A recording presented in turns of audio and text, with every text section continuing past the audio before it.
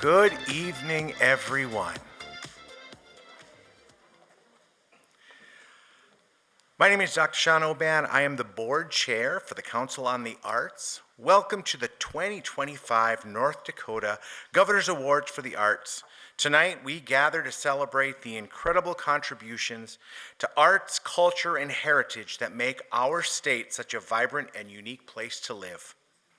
As a lifelong musician myself and educator, I've had the privilege to witness firsthand how the arts transform lives and brings people together.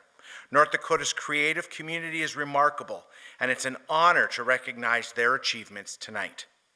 The North Dakota Governor's Awards for the Arts have been a hallmark of the artistic achievement since their inception in 1977. Initially presented by Governor Art Link and the North Dakota Council on the Arts and Humanities, the program has celebrated 98 recipients for their exceptional contributions to the arts across the state. The beautiful awards tonight are created by nationally recognized artist Nelda Shoop. They are made from sterling silver, gemstones, and horsehair and represent the 4 disciplines in the arts: visual, theater and literacy, dance, and music. I'd also like to thank Lindsay Solberg-Herbel for providing ASL interpretation for tonight's ceremony. Joel Wood, a proud member of the Plains Cree Nation, is a traditional Indigenous artist celebrated for his powerful voice and dedication to cultural preservation. Thank you. I am an educator, believe it or not. A Juno Award-winning solo artist and member of the 9-time Grammy-nominated Northern Cree. Joel has released 4 acclaimed solo albums showcasing traditional powwow, round dance, and prayer songs. Through his music, he shares the rich heritage of his people, connecting audiences worldwide to the beauty of Indigenous traditions. We are honored to welcome Joel and his wife, Tanya Joel Hall, to present an honor song for tonight's attendees.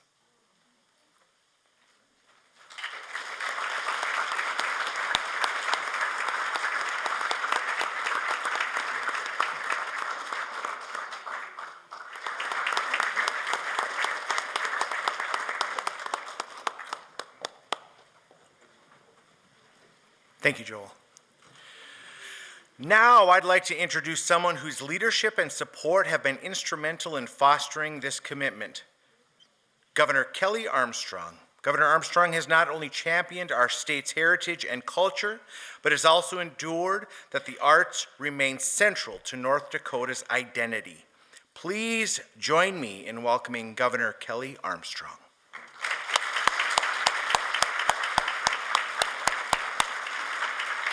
Take this out of the way? Sure.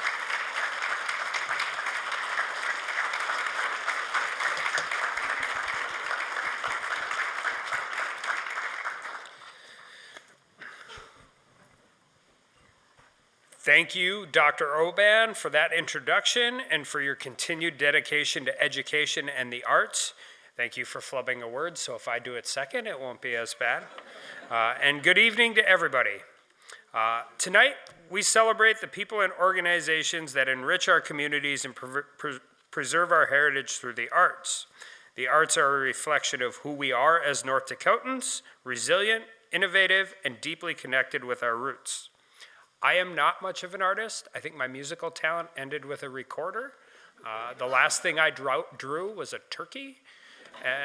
But it has been incredibly important to me in my life. It's been incredibly important to me and my wife. She was on the North Dakota Museum of Art Board in Grand Forks. I did auctions for them to help try and raise money.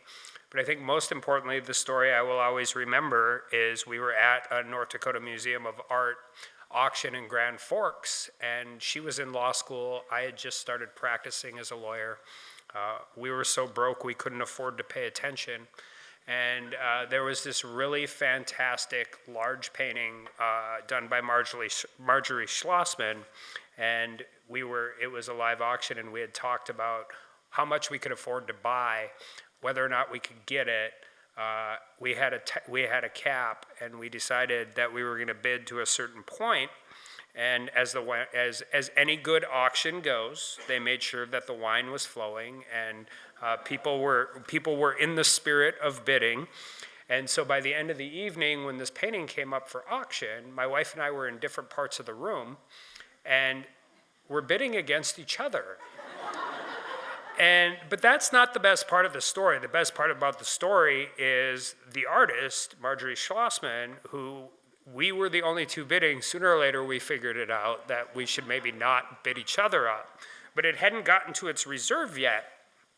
And she had figured out that we were doing it against each other, so she let it go under the reserve, which was more than we could afford. And we took that painting, we hung it in our first apartment in Grand Forks. When we finally bought a house in Grand Forks, we didn't have a wall big enough to hang it on. But the beautiful thing about abstract art is we just turned it sideways. And that painting has followed us at every step of our life. It has been the first piece of anything you see when you walk into any house we have ever owned, and it is the first thing you see when you walk into the residence of the governor's office. It is still with us. It has been with us the whole time. If at any point in time you are at the Capitol and you are interested, please come into my office. All of my art is North Dakota art. It's Casey Obsted, it's Adam Kemp, it's Walter Peel, it's a guy named Troy David who painted my American Legion baseball field for me. As somebody who can't do that, these things every single day walk in, and they're a part of your environment, they're a part of what my office, they're a part of our home, and they're a part of our life. And none of that would work if there weren't North Dakota artists creating something I could never in my wildest imagination figure out how to do. And so in my time in the legislature, my time in Congress, and now my time as governor, I think we have to be a little careful about getting overly utilitarian. We talk about, educating a 21st century workforce. I wasn't an artist, I didn't have that talent, but I was a psych major and a law student. Nobody likes book learning more than I do. We still have to have classically trained teachers. We still need people that appreciate those things. And yes, we need electricians and construction workers and engineers and lawyers and doctors, maybe not as many lawyers. And we need all of those different things that allow for a 21st century North Dakota to survive. But we also need to recognize the beauty in our everyday life. And we need to be able to recognize somebody who has the talent to create something that most of us could never even imagining, let alone having enough talent to do. One of my second favorite artist stories, because he's a very dear friend of mine, is a guy named Adam Kemp in Grand Forks. And Adam Kemp had found this moose that was living in these trees somewhere by Mayville. So every single day for like 10 days, Adam Kemp would drive down and draw all of these chalk drawings of this moose, and he was going to create a painting. And so I have seen his chalk drawing, and I've seen all of this. And so it's like you would imagine an artist has like trees, and then there's a moose. And so he finishes it, and I think the piece is like 37 feet long, and the moose is this big. And it's like how you get from even one, the durability to go down and do that, and two, have, 15, 16 different drawings of this moose in willow trees off of Highway 2, and do it and that, and then somehow after all of those reimaginings of how you anticipate doing it, you come back and the moose is this big on a 30-piece page, and it's a fantastic piece of art. It's when you see the lead up to it, and Adam, it makes a lot more sense. But also the amount of work he has done, and so many of you, the other people have done to help get kids involved in the youth art programs, and I noticed most of those things in Grand Forks, but we've been engaged with it in Western North Dakota. We've been engaged in it in Dickinson. We've done what we can to help support it anywhere we're at. The last art story I have is we were at the museum in Medora, and we were out there for a friend's wedding, and we were at the museum, and there was a North Dakota artist who drew the Norwegian fjords. And that's pretty apropos for my wife and I, since she's from Oslo, Norway, and so we're talking to David Borlaug in the gallery, and at the same time I'm like texting him behind the scenes. I'm like, I need to buy this painting and give it to my wife for Christmas. And so I conducted an entire negotiation standing next to my wife on my phone with David Borlaug, and I managed to keep it a surprise, didn't I? So that is also one of the paintings you see in our house, which is really important when you're when you have family that's separated by the Atlantic Ocean. And it's a painting of Norwegian fjords done by a North Dakota artist, and it is very, very relevant to the life that my wife and I have built and the children we've raised and the family we have. And it is also hanging in the governor's residence, and I just appreciate these types of things a lot. So thank you all for creating things that people want. Thank you all for creating things that make people who don't have that kind of talent's lives a little better every time they get to see it. And it's just a pleasure to be here today. All right, now I'll go to the script. The arts are important not only for our personal expression and for enriching our culture, they're also important to our economy. A report released a couple years ago found that nonprofit arts and culture industry in North Dakota generated almost $152 million in economic activity in 2022. That included $71 million in spending by nonprofit arts and culture organizations and $81 million in event-related spending by their audiences. We're just talking about a Fantasia play and somewhere north of 120 costumes being created, which is, again, is a whole different side of talent that I just find truly, truly amazing right here in North Dakota. By their supporting over 3,000 jobs and generating $26 million in tax revenue. In the past, when we talk about our workforce challenges, we tended to focus a lot on recruiting people to North Dakota. But we know that creating vibrant communities is a big part of keeping people in North Dakota. And having a vibrant arts scene is important to retaining residents in our state. As we honor these outstanding individuals and organizations tonight, we recognize their invaluable contributions to making North Dakota a more vibrant state with a rich culture. Let's begin by celebrating our first recipient. The Individual Achievement Award recognizes excellent and artistic endeavors and community impact. Our recipient tonight is someone who has dedicated over 5 decades to teaching and creating art in North Dakota. Mary Snavely served as a K-12 art instructor for 33 years and later taught art history and introduction to visual arts at Dickinson State University for another 18 years. Where she was honored as the Innovative Faculty of the Year. Beyond the classroom, she played a pivotal role in Bowman, in the Bowman County Economic Development's Community Garden Project, enhancing public spaces with art.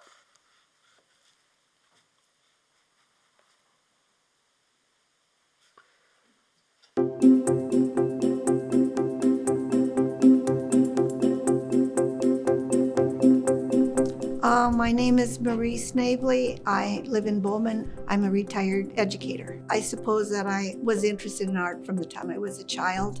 My father and mother, it was something that they liked. It was something that, as when I went through school, it was something that caused me to stand out. I was just interested in line and color and the landscape, and just always interested in Mother Earth.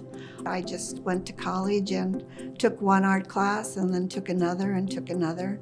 And when I graduated from college, I got a job in a small school in Rame, North Dakota, teaching art. As I went on, after about 14 years, I started teaching art also in Bowman. That job lasted 33 years. It was getting toward the end of my high school teaching career, and Rame School was closing. I was offered a job teaching in the art department at Dickinson State. So then I went and taught there for 16 years. And so then when I retired from DSU in 2018, then I just started painting full-time for myself. I don't paint from photographs. I paint from the experience of being in nature. So when I rode my bike through nature, I would experience the trees, I would experience the smells, the colors. And this is something that I've been doing for a long, long time. Art is extremely important because whether human beings know it or not, we crave beauty. We need beauty in our lives. Just think about this. You are a human being and you have an idea in your head and you fashion with your hands that idea from your head. That is the most beautiful thing a human being can do. That is the highest order of good. So it's lovely that the arts are important in North Dakota, no matter where you are. It's a huge honor because I know that it's not about me. It's about the experiences I had. It's about the people that helped me get here. It's about the people who taught me and influenced me. It's about other artists. It's about bringing art to small communities. There's lots of people in North Dakota in small towns doing all sorts of creative things that never get recognized. So that is the thing that makes me most happy.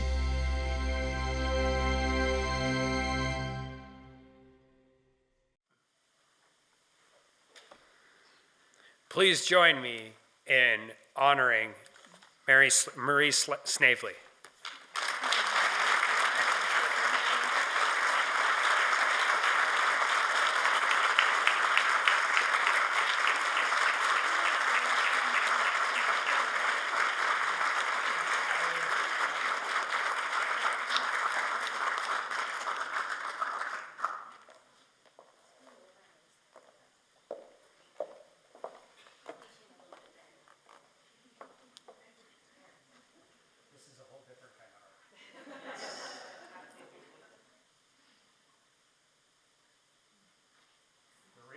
Being able to boss a politician around with a smile.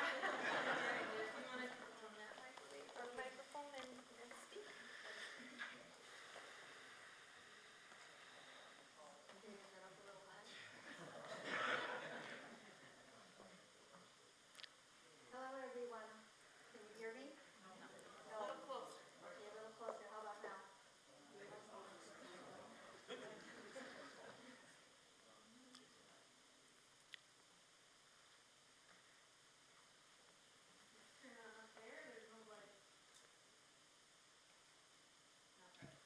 Hello? Thank you all for coming. Now I want you to know that I am a retired educator. And so the question is not getting me to start to talk. The question is getting me to stop. But I promise you I won't go on for a whole lecture. I'll just go on for a little bit. But I was wondering who that old woman was in that video. Because although I'm 78 years old, in my mind I'm still 35.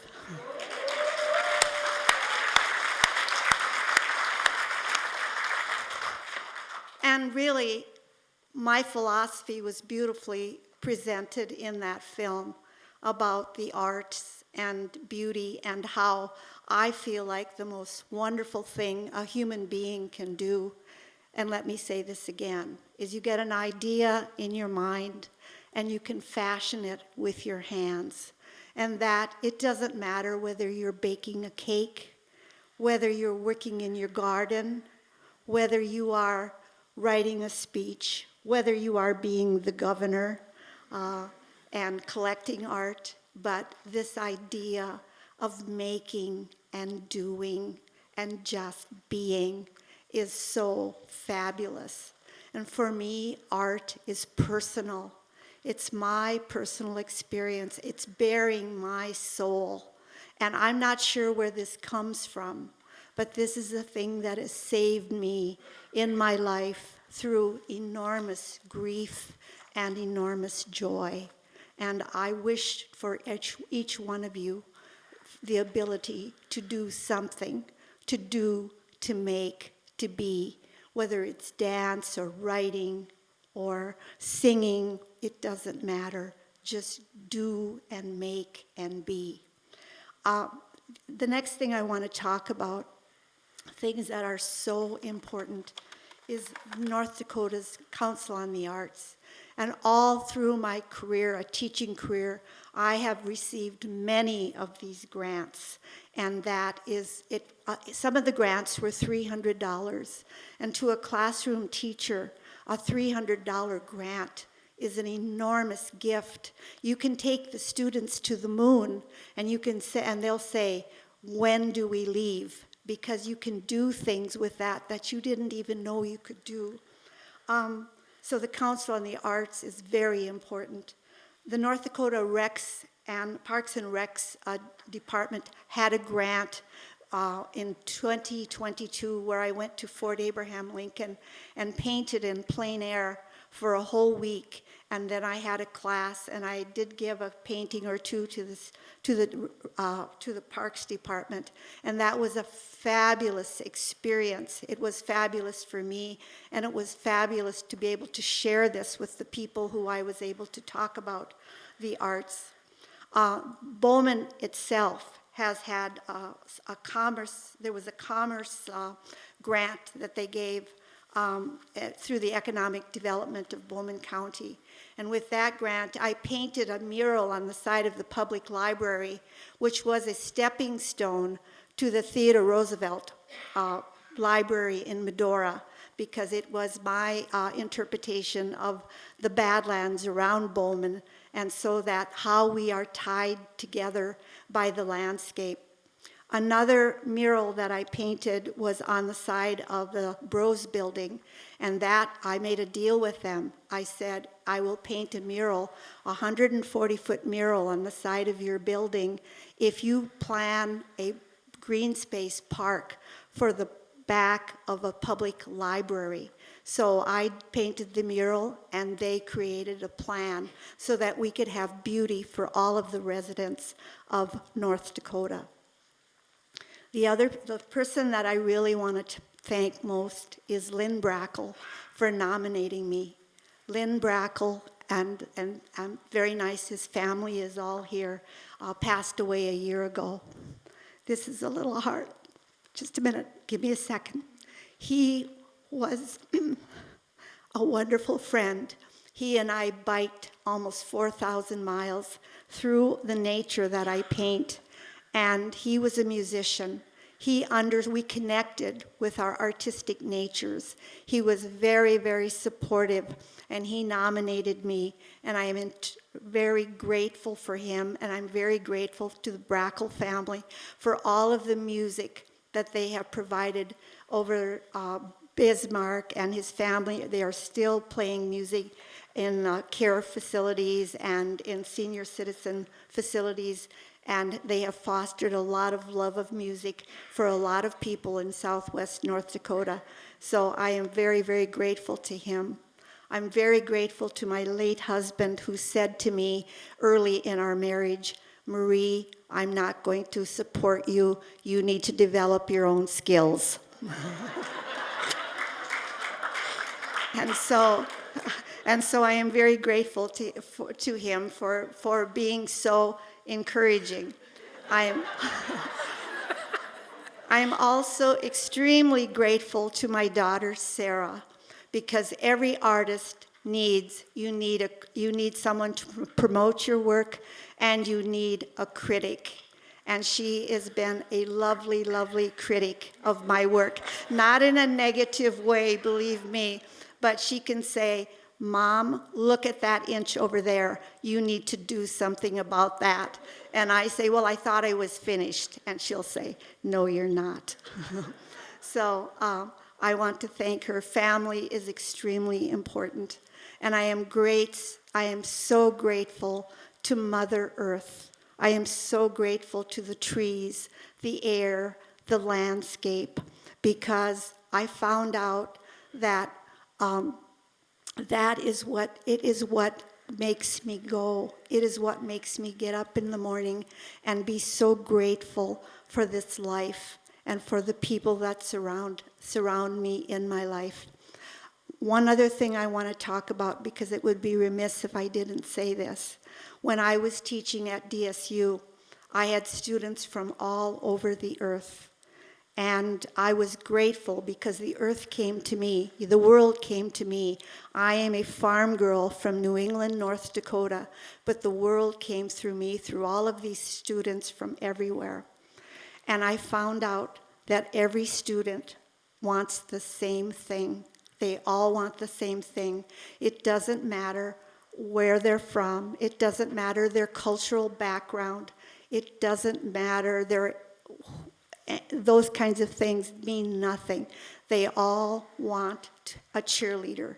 They all want someone to believe in them. And the other thing I found out, that art is the greatest peacemaker on the planet, whether it be music or visual arts or theater.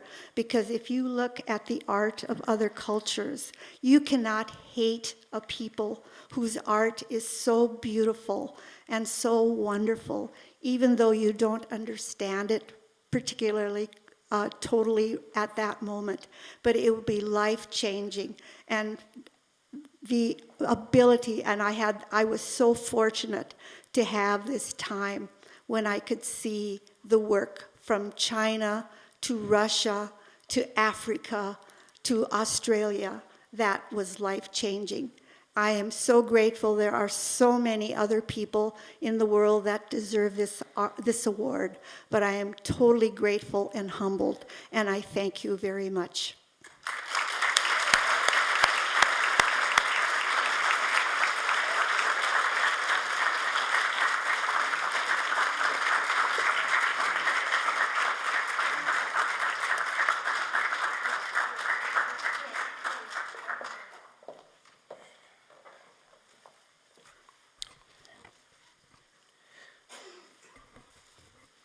The next award is for Individual Cultural Heritage Award. Denise Joyce Kitson Pehinsawin has spent over 4 decades preserving and teaching the arts of the Lakota and Hidatsa traditions. She creates stunning beadwork, quill work, and tanned hides using custom tools and materials. Denise has shared her expertise through apprenticeships and workshops across tribal communities, schools, and correctional facilities. Her commitment to the cultural preservation has left an indelible mark on North Dakota.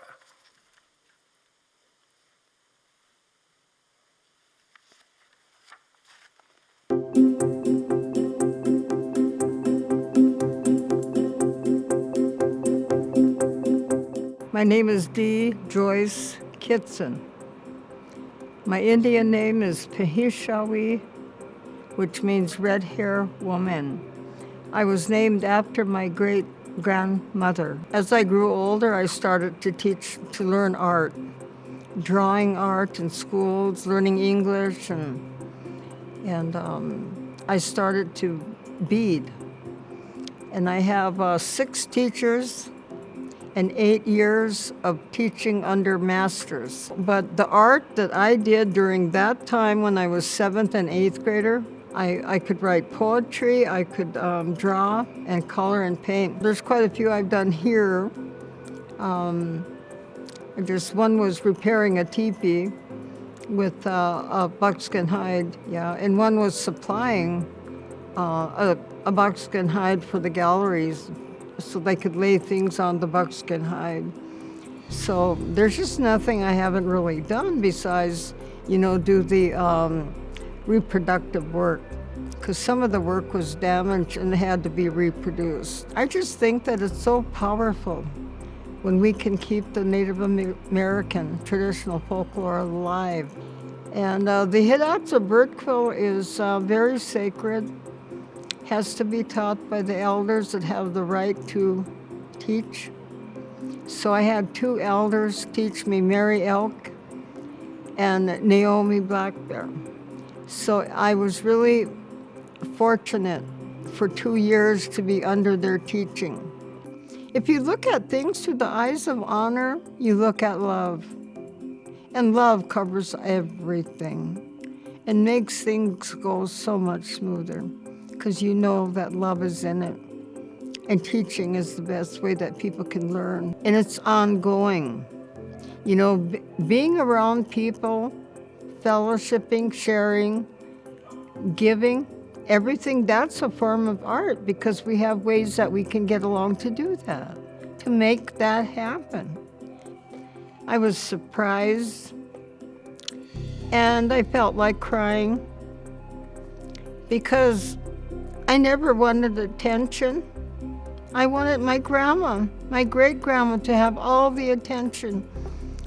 But if the governor said, it's an award for me, I will honor him and I will receive it with thanksgiving in my heart. But you gotta have an open heart, a listening heart, not a deaf heart, a listening one. And then that's how we get along, we do good, we create. So I think it's wonderful.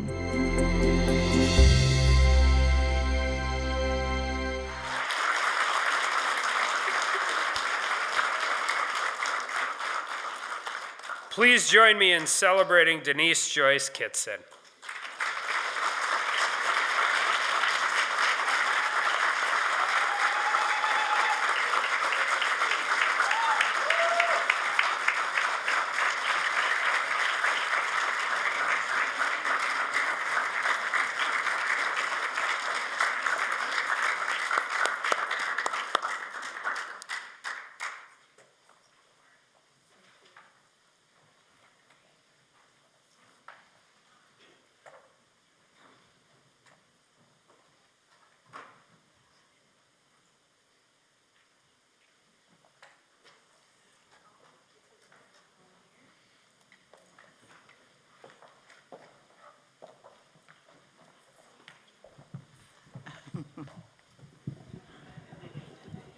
I hope I don't, is it 1, 2? Can you hear? Okay. Watch out, I can speak louder. I really want to thank everybody for coming out tonight and enjoying all the good company and the great people here. If it wasn't for you people and our families and all of the arts organizations, we wouldn't be here. Where would we be? We need the art people and art country. And ever since I was a little girl, I was interested in the arts with my grandparents. And when you honor elders, they teach you a lot. And I'll tell you, I have learned a lot from my elders. Even if I had to chop wood and haul water, years ago, we always made something beautiful, picking berries and making all kinds of good stuff, making stuff, sometimes out of nothing, and always having fun. And so I just want to thank my elders especially, because without them, I visited all of the different tribal elders in North Dakota. I visited 4 high tanners, and we did deer, elk, and buffalo. And we also worked with the porcupine quill work. So watch out, if you come to my place, you might walk out on my balcony and think you're looking outside, but all of a sudden you look down and you see, a porcupine! And so I'd have to warn my family when they come over, because there could be a live porcupine in my house. But I just love animals, I love nature, and you can make something so beautiful out of everything. And over the years, I've traveled all over the world, bringing the arts. I went to Europe, and I just enjoyed all of the countries, places I've been, sharing the arts. And you wouldn't think somebody like me from Standing Rock, I'm scared to go into the city, but here I'm going over to all these places, sharing my art, because people they love Native art. And I think that it's so important that our children, even your children, get to take an art class in Native art, because people just love it.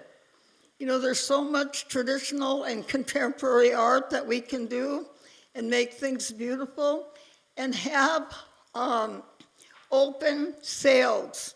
I take my grandkids with me to when I go out in public, and I put all my artwork out. My dolls, my Hidatsa, my Sioux dolls, And I put everything in, categorize things where I want stuff and order. And I teach my kids, my grandkids, how to respect, handle the art and work with the art pieces. And so sometimes my family, since they were growing up little, and now that they're adults, they all got to experience how to tan a hide, or how to work with my porcupines. And I think that it's so important to share with your family things that you do, because what better way do you learn unless you're spending time with people, just being with them. And I'll never, ever stop thanking the North Dakota Council on the Arts, the North Dakota Heritage Center. These guys stuck by me, I'll tell you. We've been through thick and thin. We did workshops, we did all kinds of outreach, bringing people in, showing them the art things that we do. It's really important to stay active and keep the arts alive. That's number one in my life, is to keep the arts alive and enjoy doing it.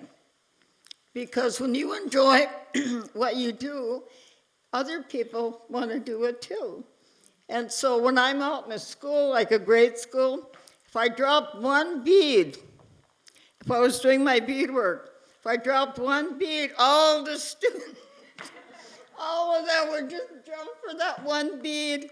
And, I just had such fun, teaching in the schools and in the colleges and sometimes in public and private. And I just enjoy stepping over people's toes in groups where there's a whole bunch of people. And all of a sudden, here you are, bringing out your beadwork, and people are just so fascinated with Native American beadwork. And there it is, right out in the open. And I think that's important too. But it's people like you that support us and support the arts, that keep the arts alive. And I just love you so much for that. And I love Troy wherever he is, and Mark and everybody. I just really thank you for being there for me when I was going out and needing extra help with researchers and people in the state offices. They were there. So take advantage of our museums.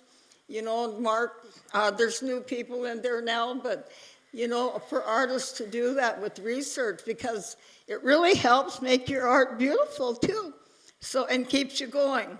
So thank you so much for this award, and I'll cherish it. And I was telling my grandkids, I said, I really don't want to go up there, somebody else go up there. I don't like bringing attention to myself, but I'm thankful for the arts. I'll go out there and I'll give a talk to you and look you in the eye. Thank you for coming.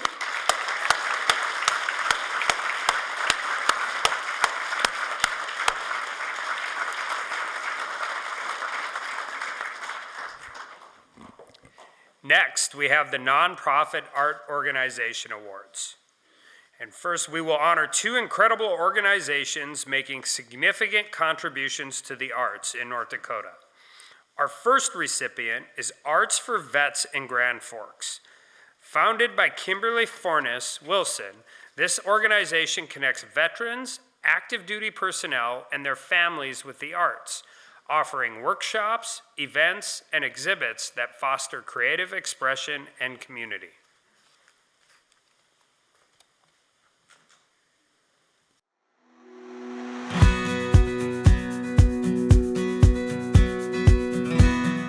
I was born in Fargo. I'm a North Dakota girl all the way. Grew up in Devil's Lake and Grand Forks. I always tell people art is essential.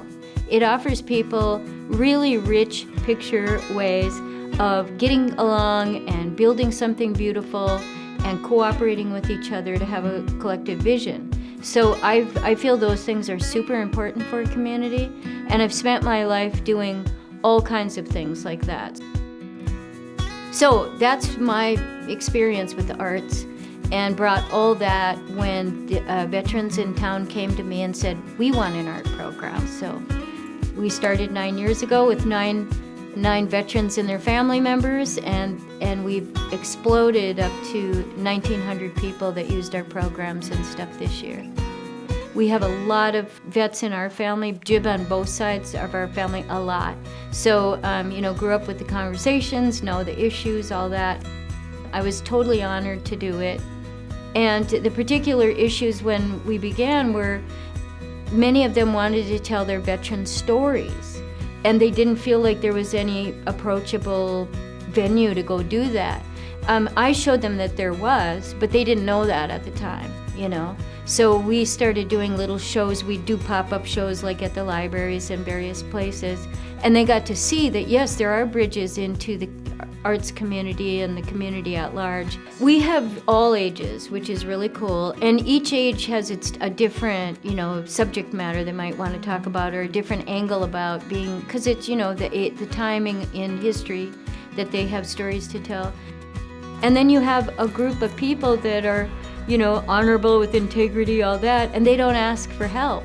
They don't want help, they want a role. They want something to give back again, because that's why they went into the service. So creating this community where they're in service, doing art programs and teaching classes and mingling with other vets and other community members that have, issues, needs, or whatever, man, that's just a huge, new, beautiful role for them to play in community. They're not outside community, they're in community. They're the heart of the community in this, place. So that's why it's important. North Dakota Council on the Art has been a partner in many ways. They've been a great resource for us. When I was, like I say, struggling with what we can do, what resources are out there, how do we build, they've been great. It just feels amazing to receive the Governor's Award and to be acknowledged by, the community at large in the state of North Dakota.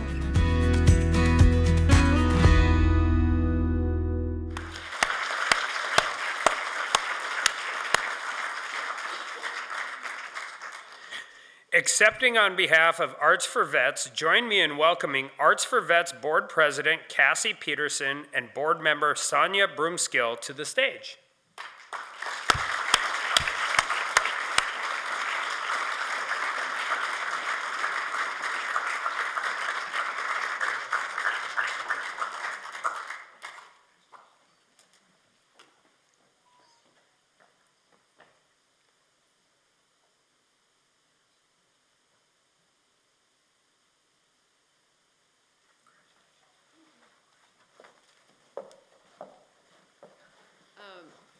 Unfortunately, Kim could not be here, our fabulous leader who was in the video.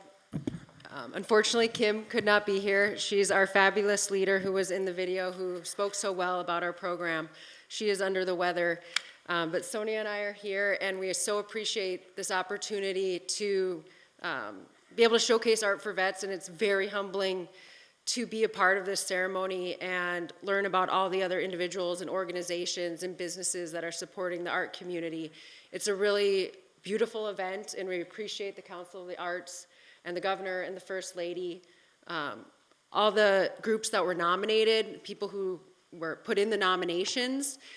I can't thank you all enough. And Arts for Vets has been a part of my life for 9 years. Sonia and I were there, one of those 2 of the 9 at the beginning, and it's been amazing to see it grow in Grand Forks to what you saw on the video. So I also want to thank all of our artists that have come through the studio, the supporters, everybody that's visited the gallery in Grand Forks, and also our teachers who provide amazing classes for the community and veterans in Grand Forks. So thank you. I'm going to turn it over to Sonia. Yeah, it's just an honor to be here. We're humbled. Kim is very excited and very sad that she couldn't be here. We were talking to her all day today as we were driving in. It's so important. I met a beautiful couple and I was talking to them, and we were just talking about how, we just need to keep doing art. We just need to keep doing art. We need to keep talking to each other. We need to keep loving on each other. You guys need to come back to Grand Forks. We've got some great stuff. And we have a brand new gallery that we're really excited about within Arts for Vets. It's the Diamond Willow Gallery, and it's completely dedicated to Native American artists. I'm putting a plug in. We'd love to have visitors from Bismarck come down to our gallery. So you have an open invitation to come see us. So thank you so much. Thank you.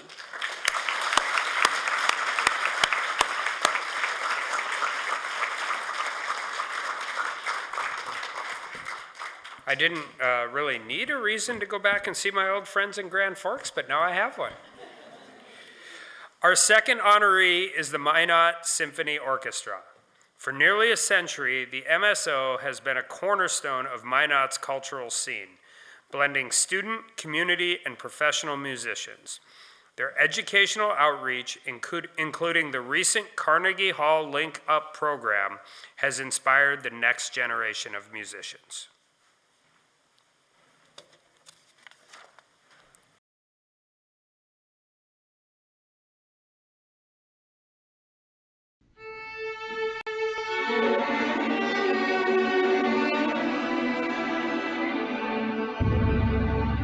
The Minot Symphony is a university and community orchestra that's performing in the Magic City for nearly 100 years.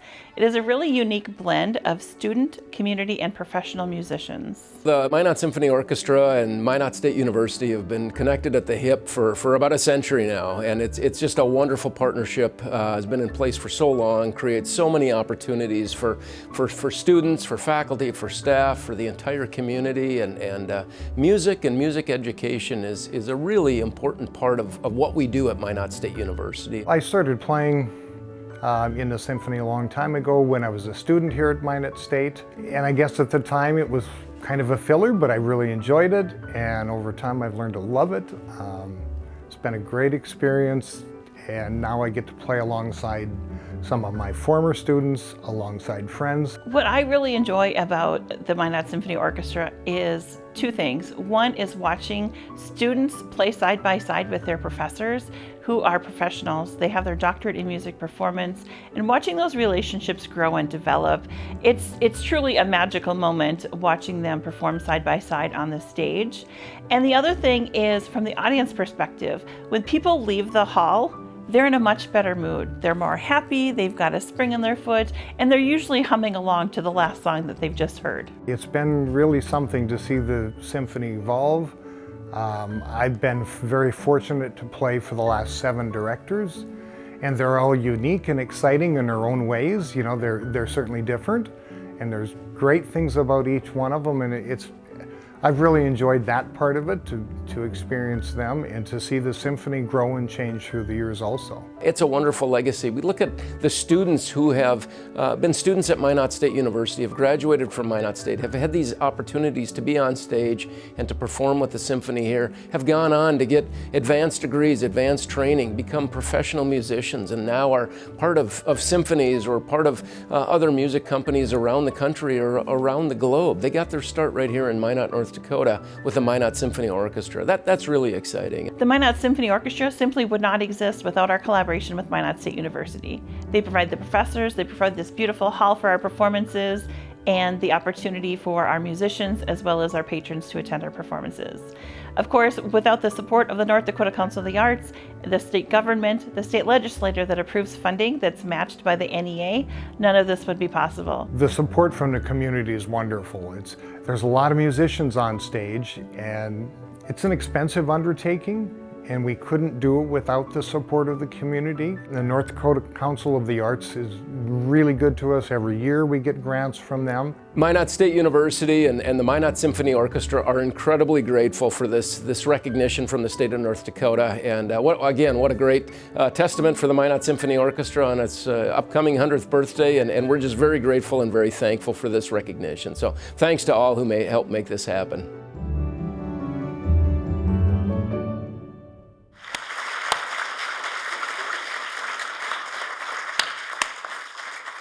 Please join me in welcoming MSO's past and current executive directors, Ellen Fenner, Paulette Daly, and Lou Whitmer, as they accept the award on the MSO's behalf.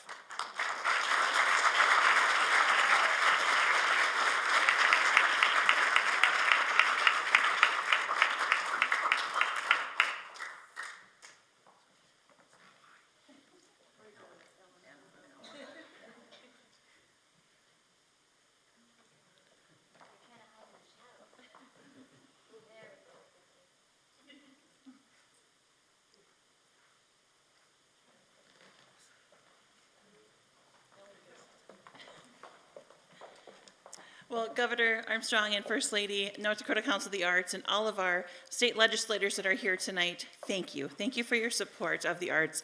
The arts in our communities are all so vital and important, as we've proven time and time over here tonight. And the Minot Symphony Orchestra is super excited to be celebrating a century of performing live music and providing opportunities for students and the community members.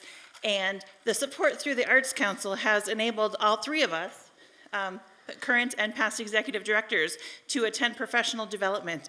And one of the things that I'm most proud of that I've brought back to Minot through my professional development recently is our Carnegie Hall program. And Governor, we're going to have 1,900 4th and 5th graders playing their recorder in Minot with our symphony tomorrow. If you're free, you can come and join us. That'll be less chaos than the legislative session.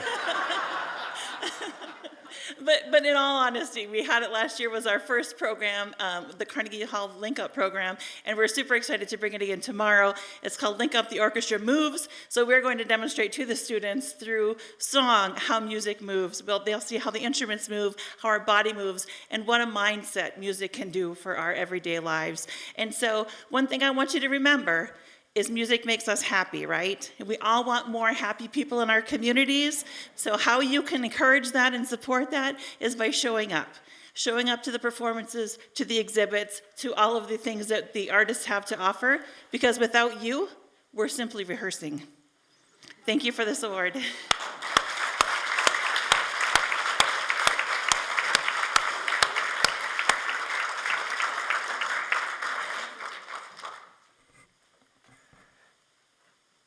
Our next award recognizes a business that integrates the arts into its mission.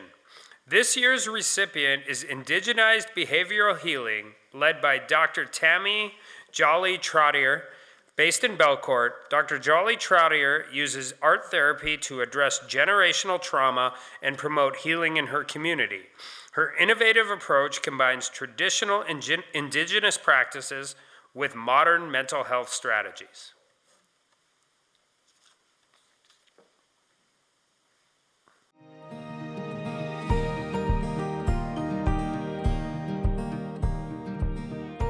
So Buju, Misko Nudin Ikwe Ndishnikak, Mikanak Waja Anishinaabe. What I said there was hello, I'm Dr. Tammy. I'm Turtle Mountain Chippewa and I come from Belcourt, North Dakota. I'm a licensed clinical psychologist and I'm the founder and owner of Indigenized Behavioral Health Clinic and Generation Art. I was raised here, but when I think about art, I think about my mother. And I just lost my mother over a year ago, so I'm already feeling emotion just mentioning her name. She was she had a deep respect for our local artists, and she was a collector. I got to grow up just visually appreciating being surrounded by such meaning and beauty, and that respect for our local and Indigenous artists really, I think that developed early for me as a young kid.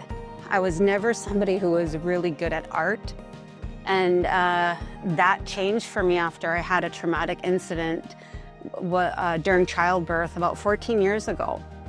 Now what I do is I incorporate that creativity and that healing piece into how we can use that to heal our own trauma here, how to teach teachers and educators and kids, my family and my community, how we can use this expressive art to tap into our culture, to have difficult conversations, and to feel safe and create something along the way.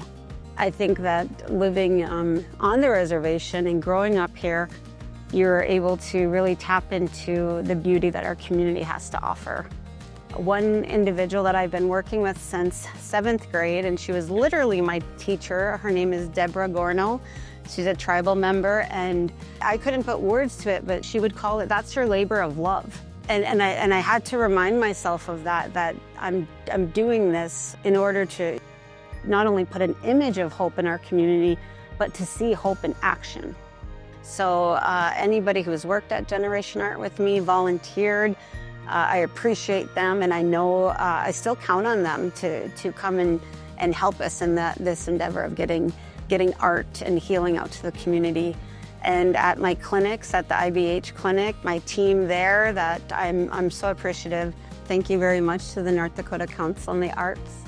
We're seeing so many beautiful pieces of art come to Indian country, and that partnership is really vital and important, even at that state level, for us to learn how to partner, how to celebrate each other, how to utilize each other to help each other grow.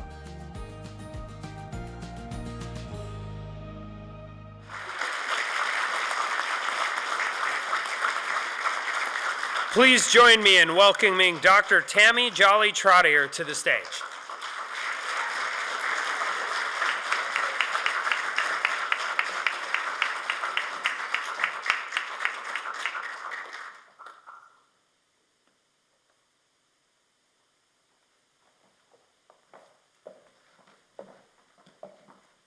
So, bonjour.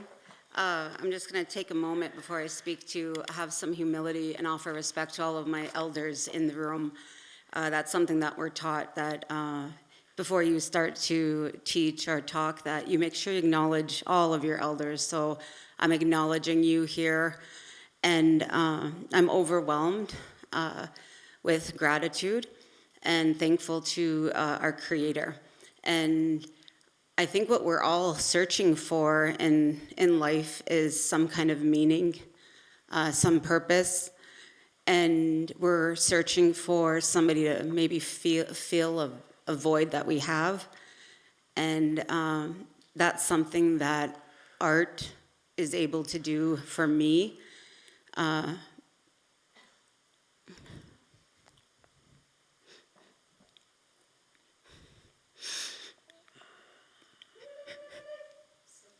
Language. So, my mother was an amazing woman, and I'm really grateful for this time because I was able to really reflect on just how much of her legacy is what I'm doing now, and I'm grateful to being able to do that work that she began when I was just little. And I have my father here, so I just want him to stand up. And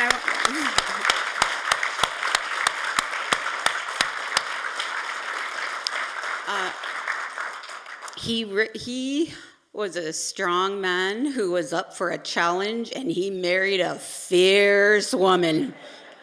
An Ojibwe woman. And I read a book once that it takes the most courageous man and the strongest man to take on a fierce woman. And then that leads me next to my husband. So I want him to stand.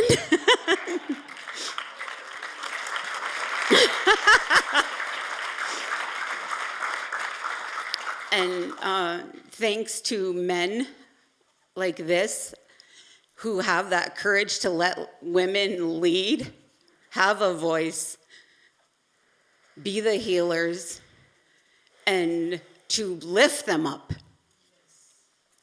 It has been vital. And so I'm so glad that I had a dad, and I got to watch him do that for my mom, because there was no shutting her down. And he never wanted to. He was right alongside her, and he had 4 daughters. And he lifted us right up with her. And so that's now what my husband does, because he's got a strong woman. He gets a little nervous when he knows I'm about to give somebody a little piece of my mind. His legs start shaking, and he feels real sorry, especially if you're a male. Sorry, that. But he gets a little nervous when I start going. So I appreciate that they did that, because I have 2 daughters here tonight with me, and I want them to stand real quick. And because now he's raising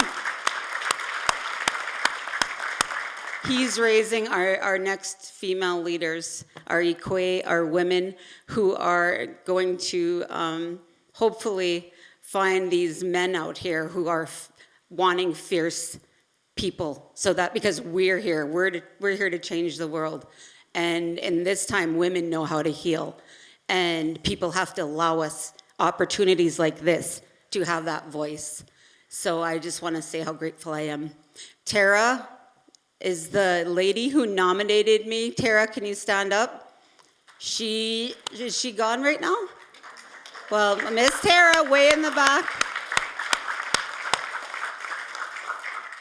And she did that all in secret, but she's watched my journey through Generation Art. She's been alongside me, and she's my elder, and she's a bulldog. And so she keeps me working. She keeps me really grounded. And Debbie Gorno is my Anishinaabe teacher. Lynn is here as part of the council. When I read the recommendation letter, I was so honored, and Chairman Azure, to have all these people behind you. That's what's needed in the community. So I just want to say chi miigwech. And one thing is, when we're out there searching, Creator, the beautiful piece of art is us. Creator made us. And we can get really, just before this, I really believe in signs and symbols, and a piece of me, this grief is so strong. Right before this, I was driving past our casino, and I thought, boy, after my mom was gone, I seen the magpie came to me all over the place, the magpie. And I hadn't seen it in a while, and I was like, where is she? Or am I making this up? Is there really no such thing? So we search, and right as I'm coming, this beautiful magpie comes soaring by, and I said, hello, Mom. And the magpie, I just found out I know it's symbolic, it's beautiful, but Debbie told me that it's keep your head up, be strong. You're a survivor, you'll survive because of Gazagi win, because you are loved and we are all connected, and that's how we survive. We take care of each other. So, miigwech, thank you.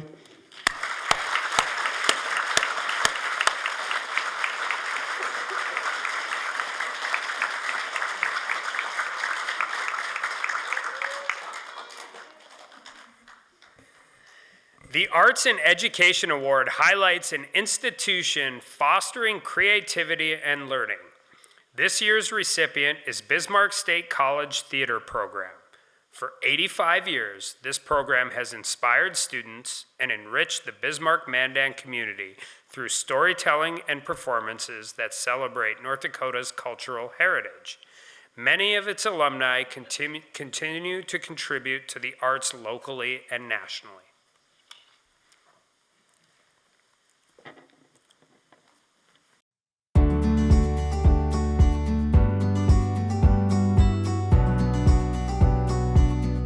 I'm a great believer in mission statements. I was brought here to kind of freshly create a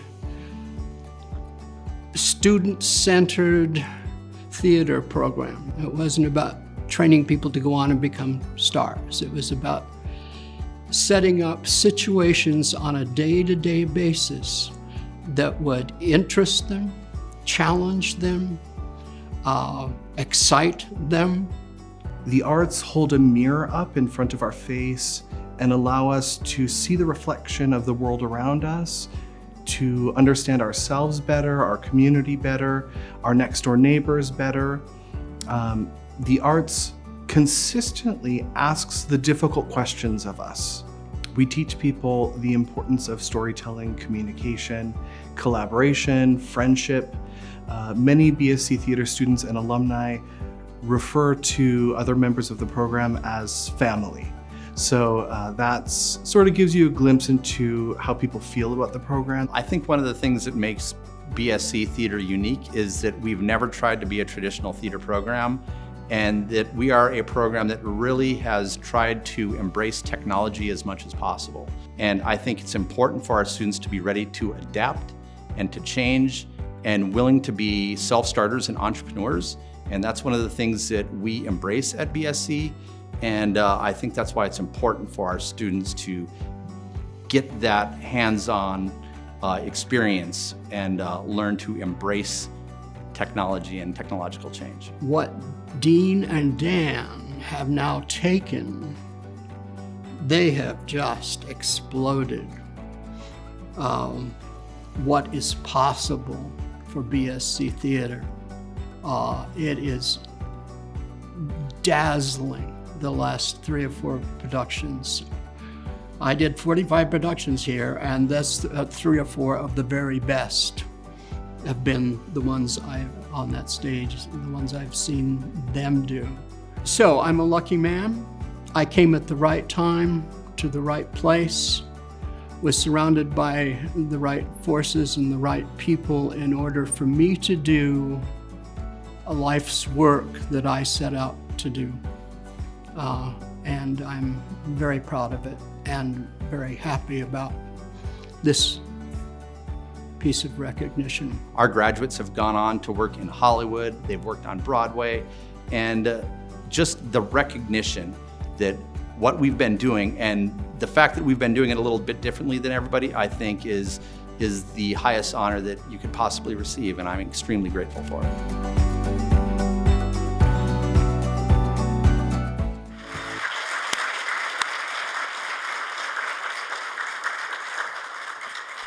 Accepting on behalf of the BSC Theater is their director, Daniel Walstead, Associate Professor Dean Bellin, and Professor Emeritus, I got to do it too, but you did it first, Dan Rogers.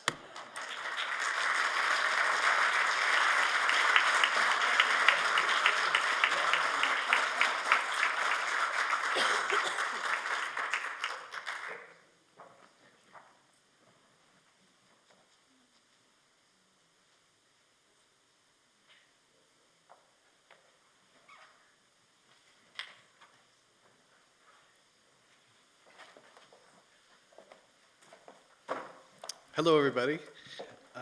Governor, First Lady, and distinguished guests, most importantly, distinguished artist friends in the group.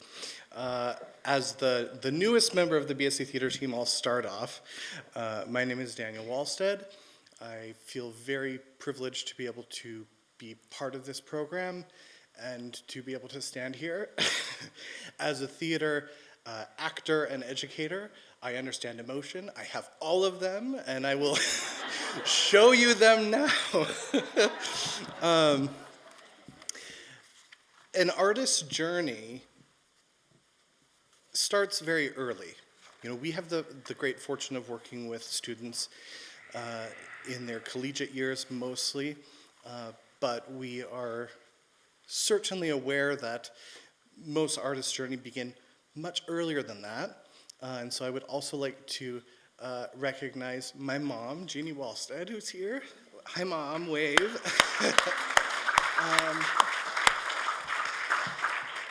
Thank you for supporting me and my artistic endeavors throughout the course of my life. I also want to give a little shout out to my departed dad, John Walstead.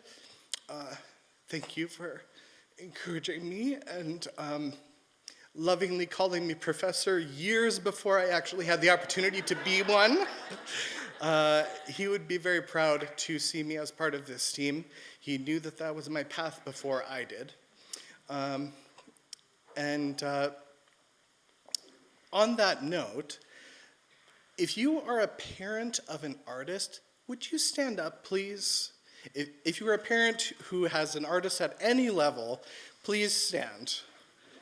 Any sort of artist, a dancer, a singer, a painter, a writer, if you are somebody who has helped to encourage a young person to pursue their interest in the arts, please stand up. We owe you all a debt of gratitude. Thank you.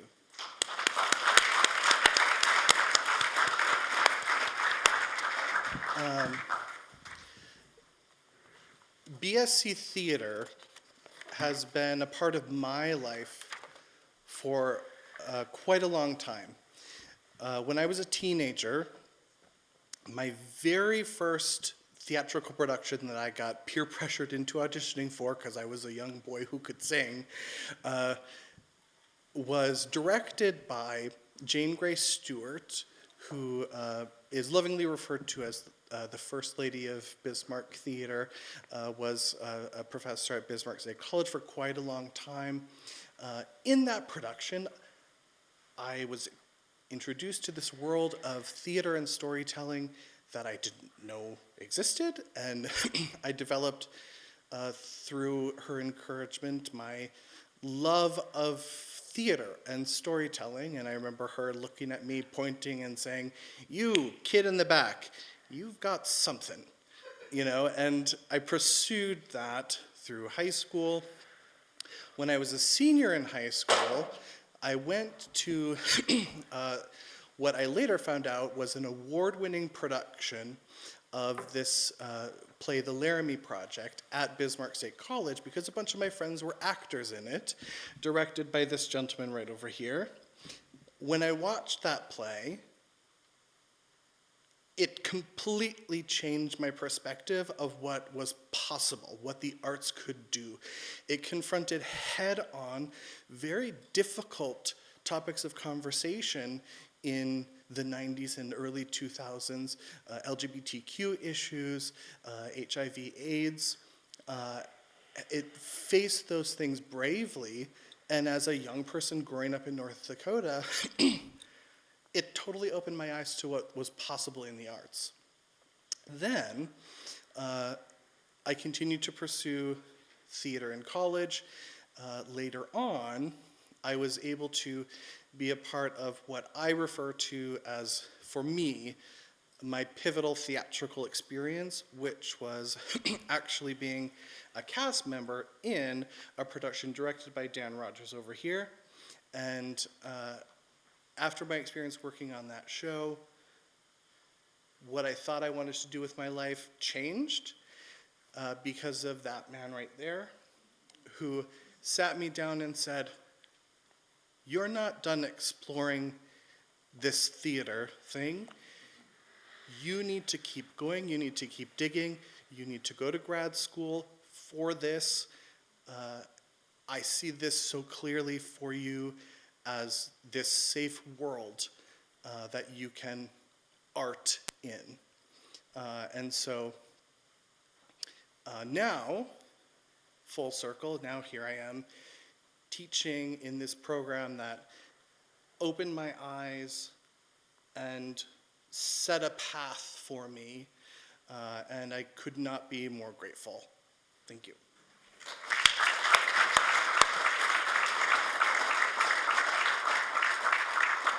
Hi there, everybody. My name is Dean Bellin, and it is my great pleasure to be an Associate Professor of Technical Theater at Bismarck State College.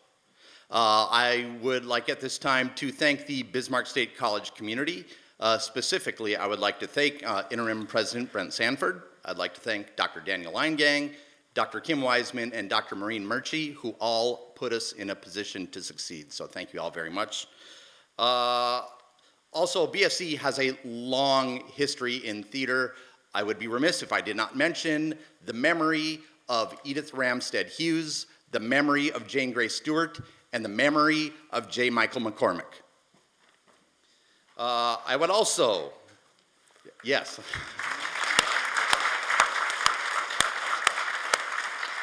Also at the time, I have to say, so I'm a small town North Dakota Class B kid. Any other Class B out there?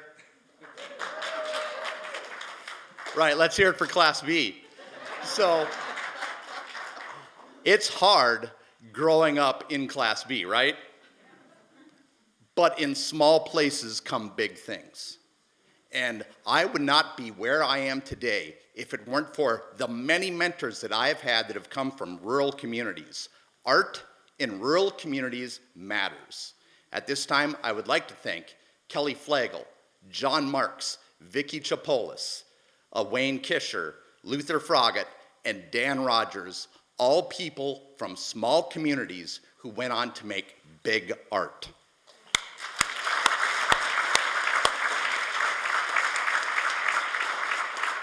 Now, most importantly, who I want to thank right now is my students. BSC Theater, as you may have heard from the video, we talk about the BSC Theater family. That's how we talk about ourselves. Theater is hard work, and it requires endless amounts of energy and passion.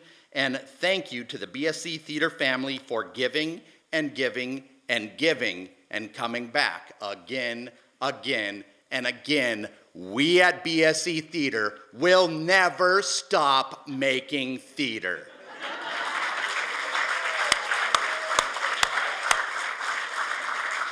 So thank you everybody for this award. BSC Theater is moving into a brand new facility in the fall. And so now we are metaphorically closing the curtain on Act 1 of the history of BSC Theater. And I cannot wait to show you Act 2. Come to see a show at BSC Theater. You won't regret it.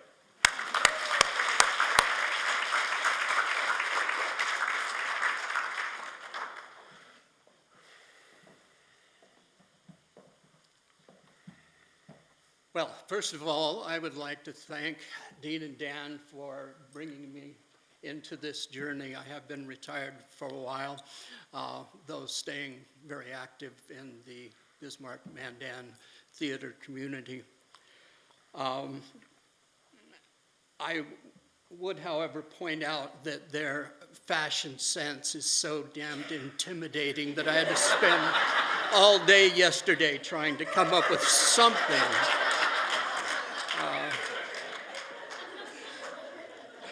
Also, thanks to Denise for showing up my cane. I mean, she's got like this hand-carved wooden wonderful thing, and I think this came from Walmart.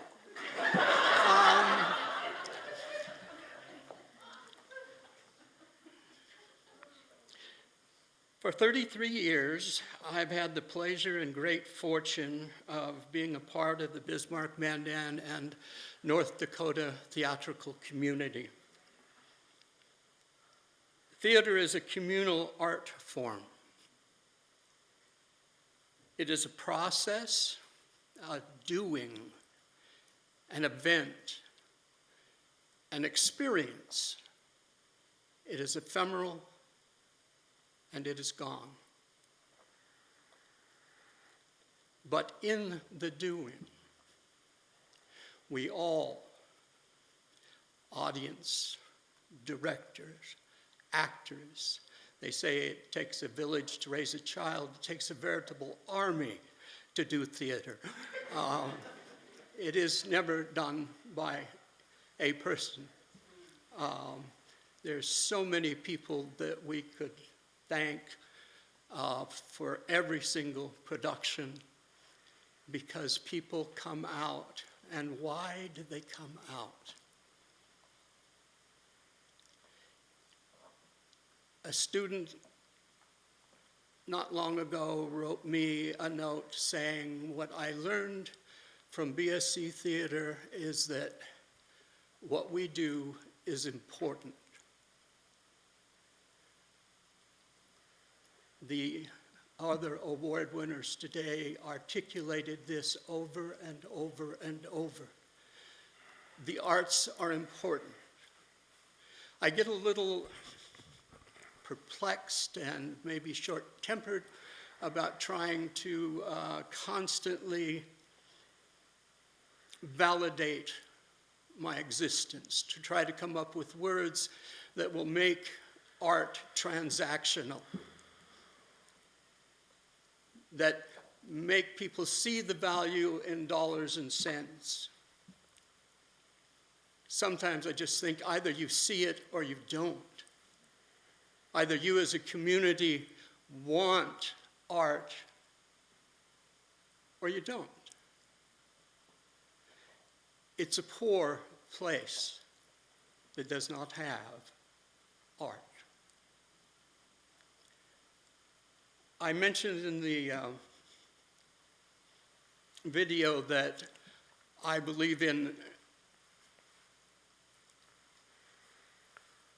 what do I believe in? Mission statements. I think they're really important. There are a variety of theaters in town.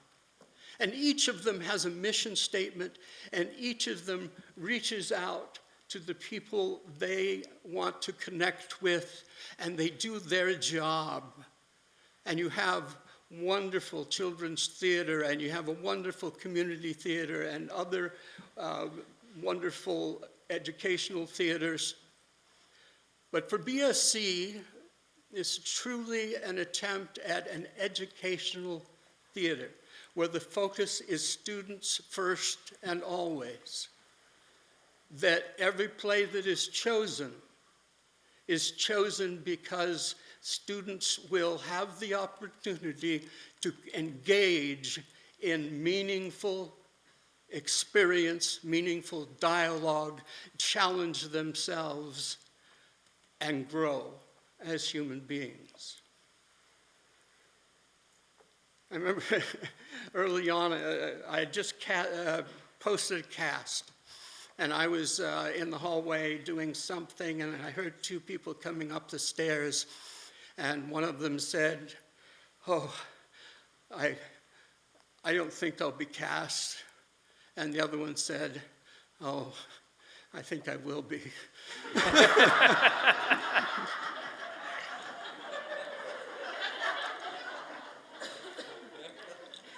It is my deep faith that the theater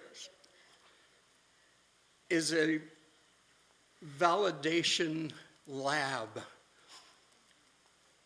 The acting classroom, the rehearsal space, and the eventual performance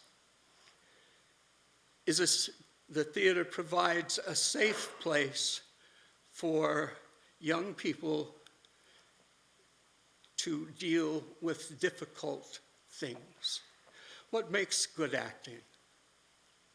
I think most people would agree it's believability. It's the ability to capture the truth, and people recognize it in themselves and in others. I always say that I act for two people.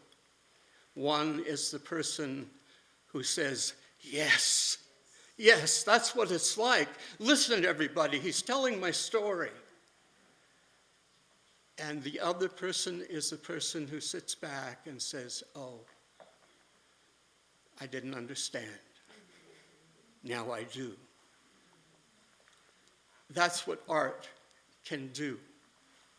If you dare to be honest, truthful, seek out your authentic voice, and live it. Thanks.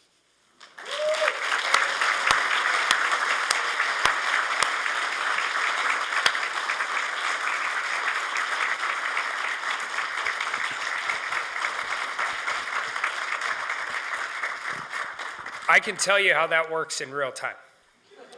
No, and I'm serious. My first year at Congress, I hadn't been home in a very long time. I have a 9-year-old son and a 12-year-old daughter. In another life, I was a criminal defense attorney and a public defender.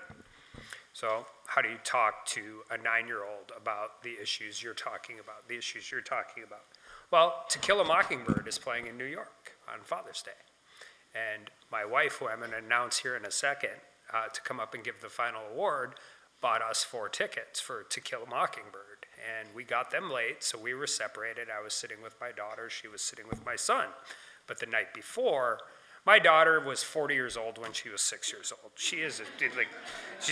You don't get luckier as a parent than to have my daughter as a teenager. But my son has a very big heart, and he's 9 years old, and it's pretty weighty subject matter for this play. And this is Aaron Sorkin and Jeff Daniels, and I mean, if you're a criminal defense attorney, To Kill a Mockingbird's kind of the gold standard for any of this. So we had this conversation the night before about whether we should talk to our son about how the play ends. And we decided not to. And the performance was phenomenal. The performance was great. It was fantastic. Aaron Sorkin can write a little flighty. Jeff Daniels can bring it down to earth. And then we get all the way to the end, and the guilty verdict comes down. And my son looks like, what the hell just happened? Like, he's appalled by all of this. So, I mean, I don't know how many times you could sit down and talk to a 9-year-old or a 12-year-old or anybody about how this system really works, where there are racial inequalities, what that looks like. But I can tell you, you could do it for 100 hours and not have as much impact as somebody who's performing a play, doing it well, and sending a message across that is a lot harder to talk about around kitchen tables. So it really does. It had an impact on that 9-year-old, I know that, and he'll remember it for the rest of his life. Speaking of strong women up for fierce challenges, she married me. It is my distinct honor to introduce my wife, Kirsty Armstrong, as the presenter for tonight's Champion of the Arts Award.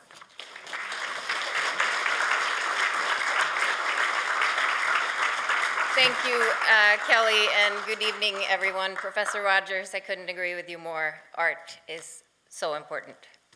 It was just an emotional experience to be here tonight. I'm in awe of all the award winners and their accomplishments, and I'm very excited to award the next winner. The Champion of the Arts Award is a special recognition for someone whose dedication to the arts has left a lasting impression on our state. Tonight, we honor John Ijjo Stephen.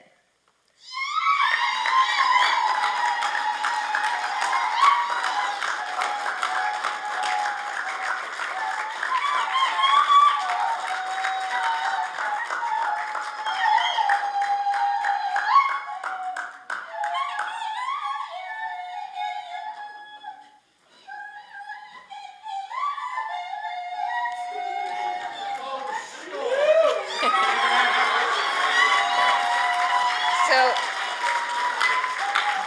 John,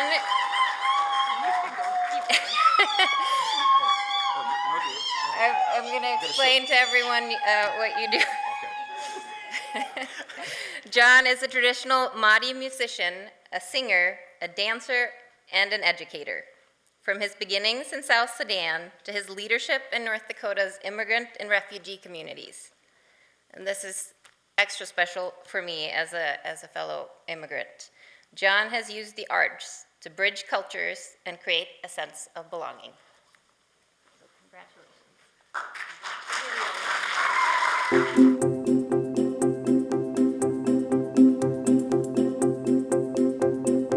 My name is Ijjo John Stephen.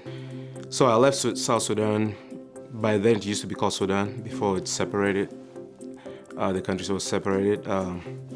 It's now South Sudan. So I left it in 1990 during the war. Then I ended up in Kenya.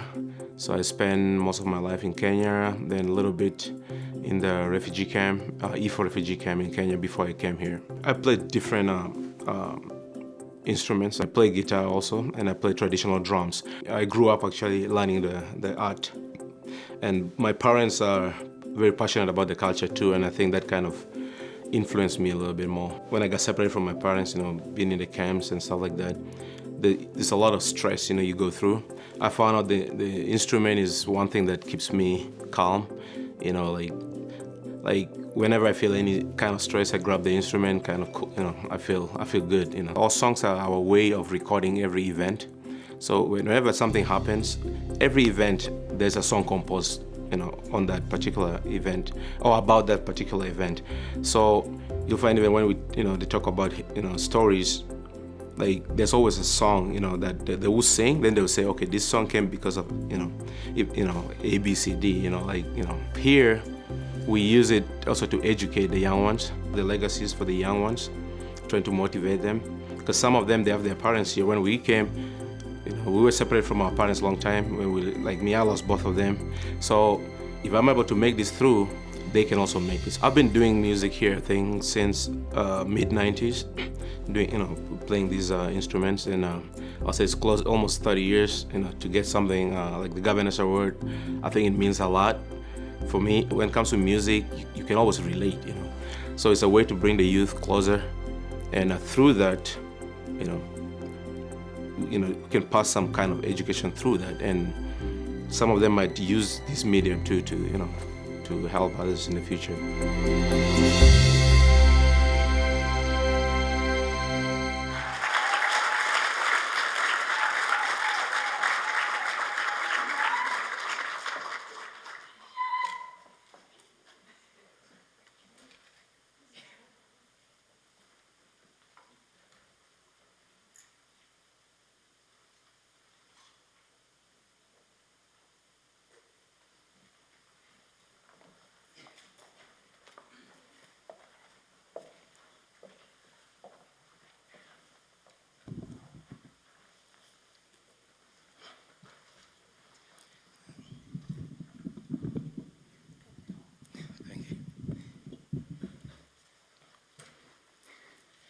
All right, Governor, First Lady, North Dakota Council on the Arts, Troy Gaze has been very instrumental in promoting our art form, and also Strengthen Arts has been very instrumental.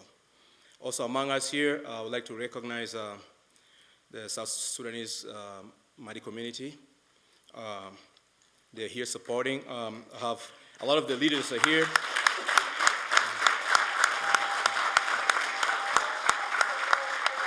Awi Alimas is the chairman of Madi community in the US. I mean, in Fargo, sorry. Yeah. We had Erika Joseph, he was here too. He's the one who's the Madi chairman for the US. I don't know if he's still around here. We have Pastor Malia, who is very instrumental in mentoring the community. Then I have the youth here too. We have Emmanuel Dalo, Emma Ladu, and also a soldier here, Rose. Thanks for your service. A little bit about the interview up there. As you can see, yeah, I just got out from the hospital. So that's when they did the interview. So I was like, I told the person who took the picture, say, before you send it out there, let me see it first. Because, I was under medication and all that. But it's not too bad anyway. Here, I'm missing my wife, Jenny Carrero, and my two daughters and a son, Foni, Leretu, and Amba. They're currently in Uganda. The reason I took them there was I'm with the 34th Infantry Division. I'm an officer with them, so I deployed early last year. So 23rd December, I had to take them home. And that was just for support base, because she was born there. She has a lot of relatives there. So for those who have been in service, you know how difficult it is for the kids and the family. So to touch a little bit my motivation on this, as you can see, when they started to make that noise, I got confused a little bit. I rushed early. But anyway, my motivation, what motivated me in this art form is that I left home, South Sudan, when I was like 15 years old. I didn't leave, actually. It was just when the war started. When there's shooting, you don't really plan. You just run where there's no, I ended up in Kenya. And when we were in the refugee camp in Ijjo, most of us were teenagers. We had very few in their 20s. Most of us were young and without parents. And what I learned from it, it could be very challenging. However, you can also turn it to be positive. So for the instrument, I remember, because a lot of us knew how to play dungu, which is the harp that you guys saw there. So we were just walking by, and then the camp is by Somalia-Kenya border, very hostile environment. So one of Waigo, he passed on not long ago here in North Dakota. He saw like a dry camel skin. He said, you know what? We can make an adungu from that skin. I knew how to play, but I didn't know how to make it that time. I said, you sure? Yeah. And then we took it. We went and got some wood, and we made a dungu from there. We started looking for more camel skins in the bushes. We ended up making a complete instruments that we started performing. That thing was very instrumental in keeping people calm, with the stress down there. Kept people motivated, and until, of course, the UN then talked to the US government, Canada, the young fellows here, we need help. So the government here went and brought us. So refugee, we have immigrants, we have refugees. The way we come, we don't really choose. You go through the process, and I found myself here. One thing I learned from there that I took positively is resilience, I think. I took that one, and also how to take care of each other. And one question they used to ask us was, if you come to the United States and U.S. get attacked, will you join the military? Almost all of us said, yeah, we will. Of course, I came here, I was going to NDCA, September 11 happened. That kind of hit me, kind of took my mind back. So I didn't take a step right away, and then started seeing, soldiers, losing their lives. And then I was like, you know what, I made that promise last time. I took a phone book, went to Yellow Page. These young kids now, it might be something new for you guys. I found a recruiter called. They came, and they said that was the easiest recruiting they've ever done. Then I ended up at Fort Benning, Georgia. Then they asked me, "Private, where are you from?" I said, "From North Dakota." And they would take me around, the drill sergeants will take me to another drill sergeant and say, "Drill Sergeant so look at, guess where he's from?" They would say maybe Nigeria, Jamaica. They would laugh. They'd say, "No, he's from North Dakota." So one thing they didn't know was, because they said, "Okay, coming from a hot, where are you regional from?" I said, "From South Sudan." "You come from a hot place to call, what is wrong with you?" They thought I chose it like that. I say, "No, I found myself there. I thought America was all, hide snow." However, what they didn't know was the goodness of North Dakota. Here, I've always known the goodness of this place. You get stuck in snow, someone will come from nowhere and bail you out. And then we decided to do this music stuff here. Troy Gates, since in the mid-90s, help us get the instruments here. We've gone everywhere, we do it to do financial literacy, to motivate each other, take stress away, post-traumatic, It's not only for South Sudan, it's here too. People go through all those stuff.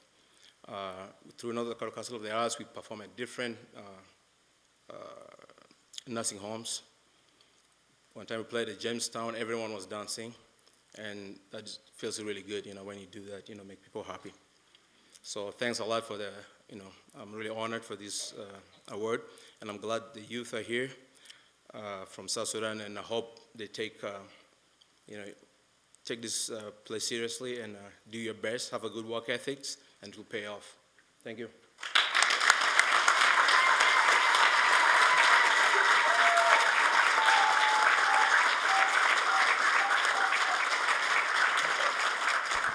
All right, thank you to the First Lady Armstrong, and congratulations to all of tonight's recipients. And I just have to say, I'm inspired by the words I heard, inspired by the people that are in this room. And I hope you all feel that inspiration and share that with somebody tomorrow, because that's where it starts. And as it said, it's talking about people and relationships and connections, and you could feel it in the room tonight. So thank you.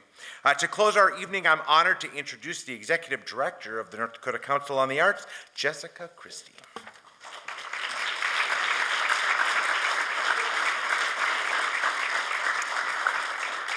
Well, I echo what Sean just said. I am just so honored to be in this space with all of you. Thank you all for being here tonight. Thank you for celebrating these outstanding individuals and organizations. This year saw a record number of nominees. We spanned all disciplines, all areas of the state. To the nominees, it was we were incredibly fortunate to be in the space with you, be doing this work beside you. I know that we have a number of nominees here. If you were nominated for a Governor's Award for the Art, could you please stand so that we could recognize you?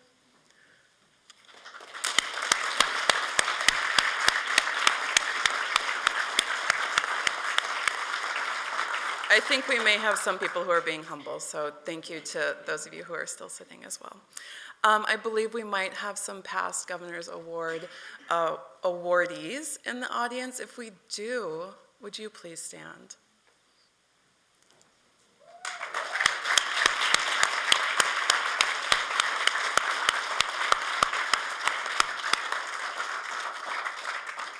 I have the tiniest bit of business.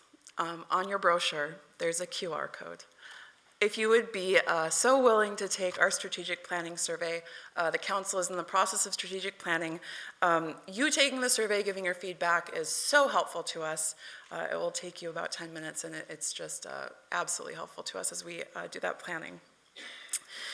I would really like to thank the incredible team at NDCA. We have an amazing staff. We have an amazing board. They're here tonight. I won't make you stand, but we see you. We can't do the work that we do without each of you, so thank you. Let's please give them a round of applause.